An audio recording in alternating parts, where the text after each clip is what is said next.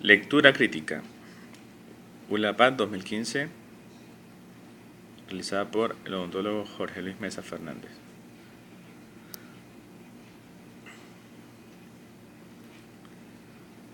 Existen muchas investigaciones en torno a la lectura y a la comprensión desde un paradigma cognitivo, a partir del cual son diversas las propuestas didácticas que se han elaborado para el aula. En muchos sistemas educativos del mundo, desde los primeros años de la escolaridad, se pone énfasis en los niveles de comprensión lectora en el proceso lector, las estrategias cognitivas y los materiales para lograr que los estudiantes elaboren la coherencia global de los textos, mejor dicho, reproduzcan el pensamiento del autor.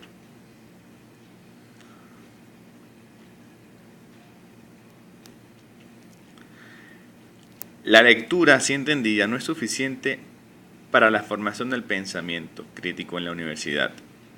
La lectura, además de una actividad lingüística, cognitiva y comunicativa, es una práctica social y cultural que debe promoverse desde el currículo. Vygotsky, en 1988, ya había concebido la idea de la lectura como una práctica social, como un proceso interactivo y dinámico en el que el lector dialoga con un autor a través del texto. Otorgarle el carácter social a la lectura significa trascender la lectura de las líneas y la lectura entre líneas, para avanzar a la lectura tras las líneas. Expresiones del profesor Casani.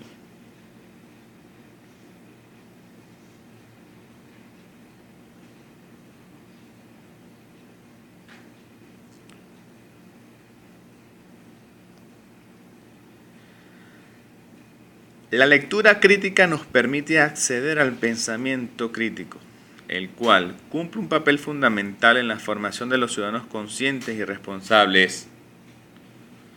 Según la UNESCO, en 1998, la alfabetización crítica entraña el desarrollo de todas las capacidades básicas de comunicación que permiten al hombre insertarse en el mundo del trabajo y en su cultura como formas de realización personal y espiritual, de proceso social y desarrollo económico. Considerando que la lectura crítica no es algo dado, las aulas debieran convertirse en espacios de diálogo y discernimiento, más que en espacios de conferencias o monólogos del profesor. Nuestras clases magistrales. Se debe dotar al estudiante de diversas estrategias de lectura crítica que le permitan descubrir el punto de vista de los discursos que reflejan la realidad, porque lo que aprendieron en la educación previa les resulta insuficiente cuando se enfrentan al aprendizaje de las disciplinas especializadas. Sin embargo, surge la pregunta sobre qué es leer críticamente. Desde un enfoque sociocultural, Casani 2008 señala que leer críticamente es identificar al autor, quién es, qué pretende y por qué, identificar la práctica letrada, qué género es, cómo se utiliza, y construir tu interpretación, cómo lo entiendes tú, dónde estás, y tus colegas, los políticos, etc.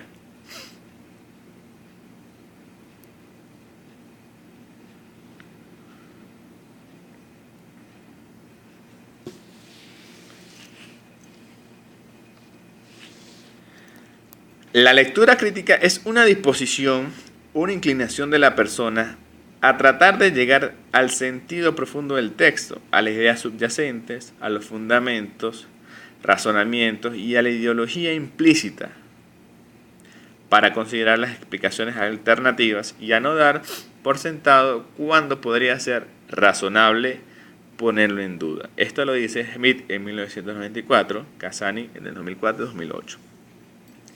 Botelho en el 2010 dice: la lectura crítica requiere de una orientación correcta, planificada, organizada, para poder lograr expresiones críticas a través de juicios y opiniones, teniendo presente que para lograrlo se deben interactuar lo cognitivo, lo afectivo, lo volitivo, lo axiológico y lo sociocultural.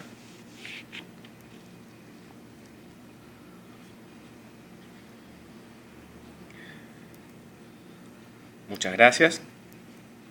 Pero también es importante relevar, ¿ok?, sobre quién es el autor en nuestra lectura crítica, qué pretende, qué ideas pretende difundir, qué tipo de texto se trata, qué información nos aporta, cuáles datos destacan y cuáles minimiza, cuáles maximiza, qué es lo que da a entender, ¿ok?, cuáles son los puntos ambiguos, cómo los ofrece, a quién cita y qué palabras utiliza, y sobre todo su opinión. Muchas gracias.